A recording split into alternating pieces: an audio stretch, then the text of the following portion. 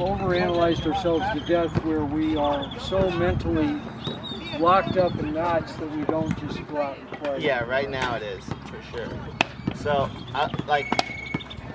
so one of the basic ways that I usually go out and try to just play is put any ball that bounces and that I'm behind the kitchen line, I'm trying to put in the kitchen. Any ball that is sped up to me, I am blocking. And then any ball that I can take in the air, I am speeding up, that's at net level or higher. So if you can attack it, you're attacking it, otherwise you're blocking it, or if it bounces, you're just putting it into the kitchen. Keeping it soft. Yeah, that's usually that's like plan A, right? Start with that. Once I start getting a little more confident and I'm dinking well and stuff like that, then I'll start adding where off the bounce, if the ball bounces a little higher, I will start attacking some. But usually, right when I get out there, I'm thinking I'm playing as high a percentage pickleball as I can, and that is basically blocking everything until I get here. Once I get here, then that's whenever I have a little bit more of that free reign to attack and do stuff in this area. Then that way I don't have to worry. So from the baseline back, whether it's off the bounce or in the air, you're aiming for the kitchen. Mm-hmm. Yeah, and then you know, one of the biggest things that I don't see enough of is learning how to find players' feet, learning how to get the ball down. Right? It's really obvious in certain positions, and that everyone can do. It's not so obvious in others. So like, there's that one where he came in, you know.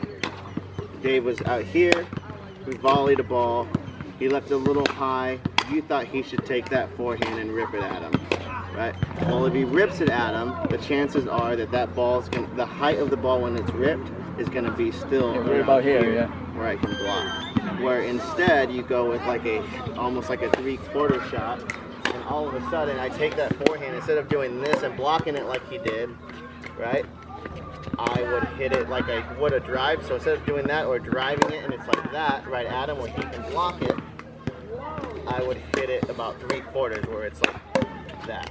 Comes down, a lot of that tops way come that down ball and starts, it's a little bit softer.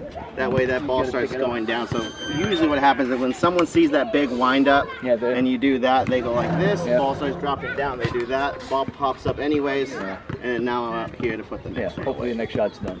Right, little things, just tiny little things like that. It's just like that shot you hit earlier where you were here thinking, all of a sudden you think they're a little high, and you did this and put it here.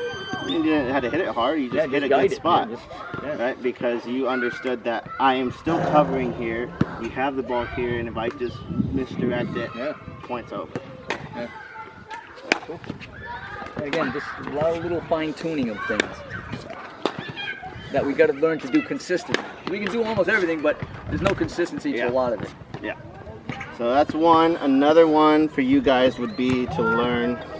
Sometimes, if you're losing to a team that's initiating attacking like we are right now, that's usually the case. Right? You've never seen us defend.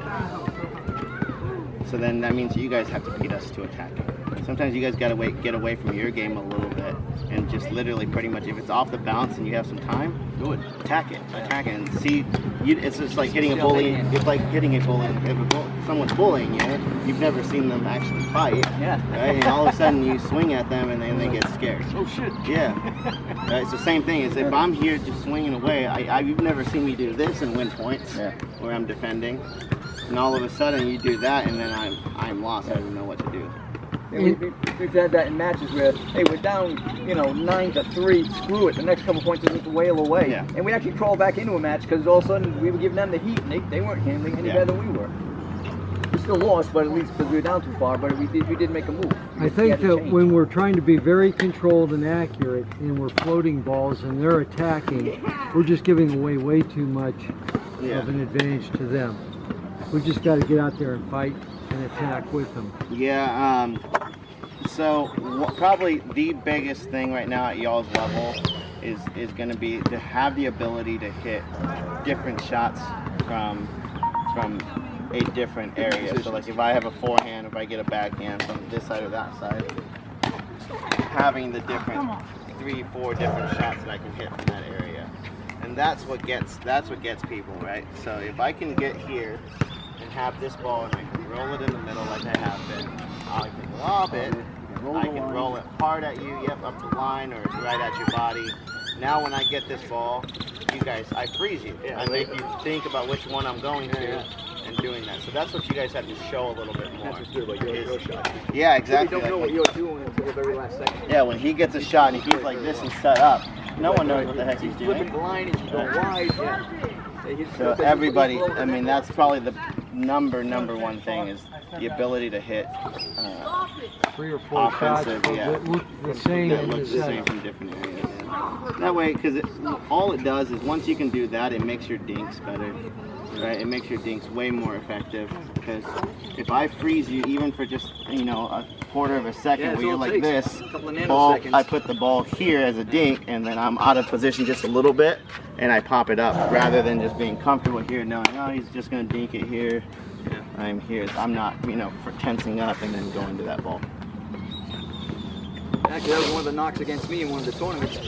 We beat these guys, we got back to the final, we played them again, and the second time they went to me all the time because I was the safe play. I was never going to attack them. The ball always stayed in play, but I was not attacking them, so they just stayed on me until something else happened and they had a chance to go at my partner for the win. Yeah. And they told us that afterwards.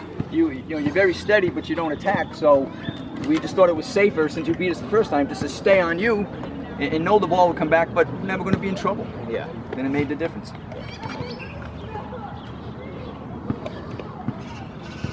What we got? Just One more. One more? Yeah. One more game? Go.